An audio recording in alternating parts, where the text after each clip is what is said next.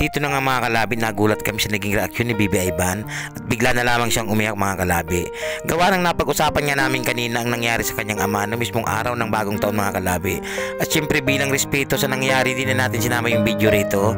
At ayun na nga, nag-aalala kami ni Madam Labi rito. Syempre, di namin alam kung anong pwede mangyari kay Bibi Ivan. Gawa ng ayaw nga tumigil sa pag-iyak. At ayan na nga mga kalabi, inayon na namin siya si ate para umalis kami at bumili na lamang ng gamot ni Bibi Ivan.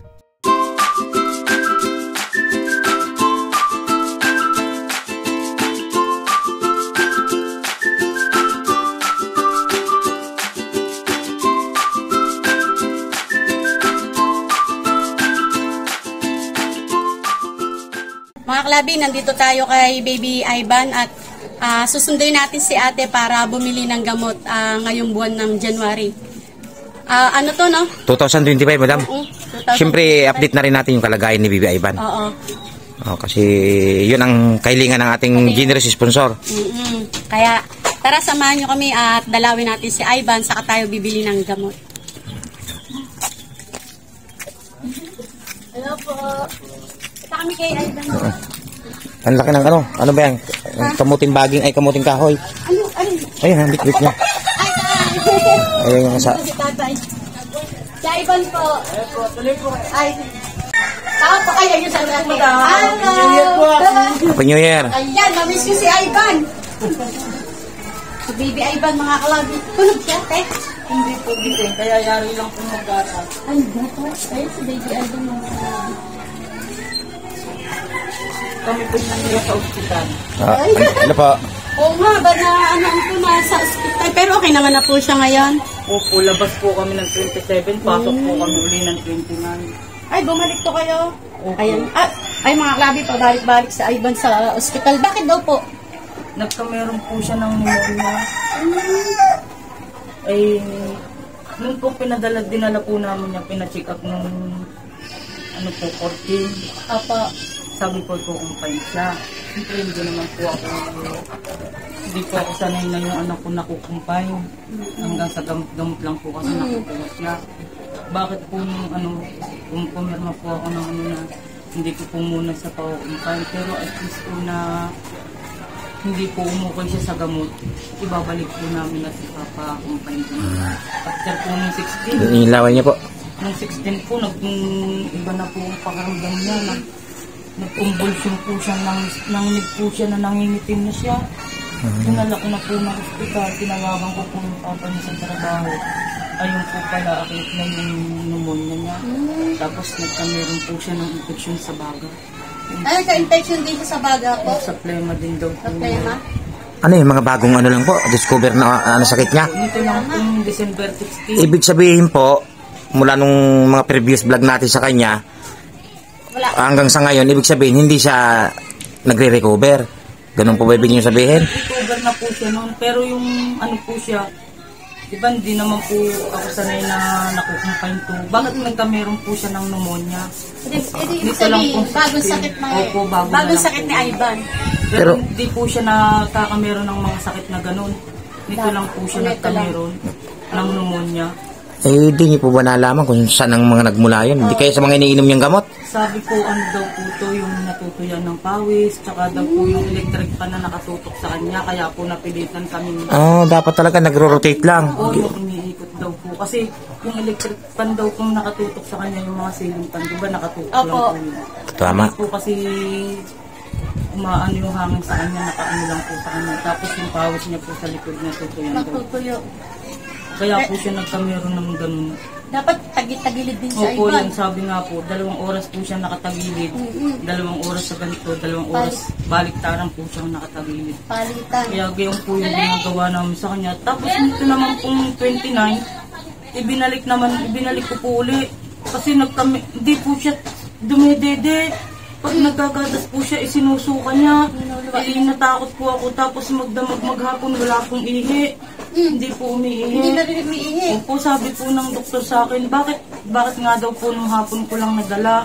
Eh sabi ko nang say ko, inobserbahan ko nga po siya kahit po painumin namin siya ng tubig. Isinusuka niya rin po. Tapos pagdating po namin ng ospital Antimano po, nilagyan siya ng dextrose para daw po pampaihi daw po yun. Tapos sabi po sa amin ng doktor, after po nang hindi daw po siya umihi pag naubos yun, kukumpain daw po siya. Di parang naano na naman ako. Sabi ko, alalabas lang po ng anak ko, kukumpain na naman. Sabi ko kung gano'n. Tapos antimano po, sinaksakan siya ng yung sa sikmura daw po yun, tsaka yung sa pagsusuka niya, para daw po maangkat. Ini-expect ko po, kasi ito lang po ang papapalitan namin sa kanya. Pero sinabi ko na rin po sa doktor lahat ng kondisyon niya, kasi nandun na rin po kami. Sabi po, delikado po yan, mami.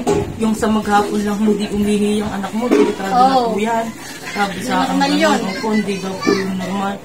Sabi ko, dasal po ako ng dasal. Sabi ko, Lord, paihiin yung anak ko, binubulungan ko po siya.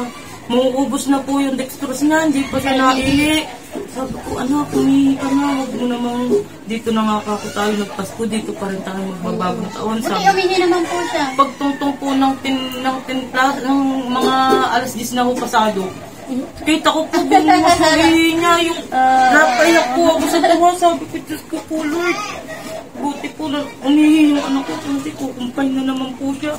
Kalabi, punta tayo sa Mercury, bilan na natin ng Okay. isang buwan ng gamot ni Baby Ivan ngayong January 2025. Kalabi, nandito na kami sa Mercury Drug at bibili na kami ng gamot ni Baby Ivan. Hello, Dandan. Hello, Madam Labe. 1,000 years later. At dito nga po, tapos na tayong mamili ng gamot mga kalabi. Siyempre, papaliwanag sa atin ni Nanay Lynn kung para saan nga bang mga gamot na binili nila para kay Baby Ivan. Ito po yung ilak rin po niya to sa puso po to. Tapos ito po yung sa baclofen sa katawan po para sa mga muscle daw po to. Tapos ito po yung sitikulin sa utak daw po niya to para daw po gumana. Ito po yung sa pang-seizure. Kasi lagi na po siyang nagsi-seizure. Dinagdagan na po ng dati po 1 ml, ngayon naging 2 ml na po siya kasi lagi po siyang nagsi-seizure. Ito po yung Lactulo sa pag nahihirapan po siyang dumumi. Ito po yung multivitamin ni Ivan. Tapos ito po yung ascorbic acid para daw po to sa katawan din ni Ivan. Ito po. Kasama na po to. Tapos ito rin po yung diaper ni Baby Ivan. Salamat po. At ito po ang Pediasure ni Ivan. Ang gatas niya po. Maraming salamat po, General Sponsor. Hindi man po namin kayo makita ng personal, pero malaking tulong po sa amin to, lalong-lalo na sa Panginoon Diyos, na hindi nyo kami binibitawan. Maraming salamat po sa tulong ninyo. Huwag po sana kayong magsawang tumulong kay Ivan. Maraming salamat po, General Sponsor. Thank you po, Lord. Maraming salamat po sa ating generous sponsor po at syempre sa ating mahal na Diyos, no? At sana po tuluyan ng gumaling si Baby Ivan, no? Sana wag nang mabalik si Baby Ivan sa hospital ulit. Paskong-pasko nandun kayo. Doon nga po kami nagpasko. Ayan mga kalabi, hanggang dito na lang. At si Baby Ivan, iniwan lang po ni ate doon sa isang anak niya, no? Baka hanapin ka na. Ayan mga kalabi, hanggang dito na lang po. At thank you po.